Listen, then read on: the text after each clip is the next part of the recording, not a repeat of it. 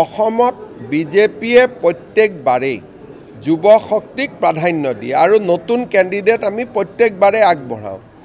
এইবাৰ নতুন কেণ্ডিডেটৰ সুবিধা বেছি, কাৰণ আগতে বিজেপিয়ে 103টা সমষ্টিত প্ৰতিদ্বন্দ্বিতা কৰিব নোৱাৰিছিল। আগতে বিজেপিয়ে মেক্সিমাম 90টা সমষ্টিত প্ৰতিদ্বন্দ্বিতা কৰিব পাৰিছিল। এইবাৰ ডিলিমিটেশ্যনৰ ফলত 10টাৰ পৰা 15টা নতুন সমষ্টি হৈছে, য'ত আজিৰ দিনত কোনো MLAও নাই, কাৰো টিকট কাটিব নালাগে, গোটেই সমষ্টিবিলাকেই নতুন। ধৰক ডিব্ৰুগড় তিনিচুকীয়াতে মাকুম এটা নতুন সমষ্টি হৈছে, আমাৰ ধেমাজিত চিচিৰ বৰগাঁও এটা নতুন সমষ্টি হৈছে, লখিমপুৰত আমাৰ ৰঙানদী এটা নতুন সমষ্টি হৈছে, আমাৰ কাৰ্বি আলঙত আমৰি এটা নতুন সমষ্টি হৈছে। গতিকে অৰ্গেনিকেলি কাকো কষ্ট নিদিয়াকৈও আমি যুৱক আৰু মহিলাক আমি আগবঢ়াই লৈ যাব পাৰিম।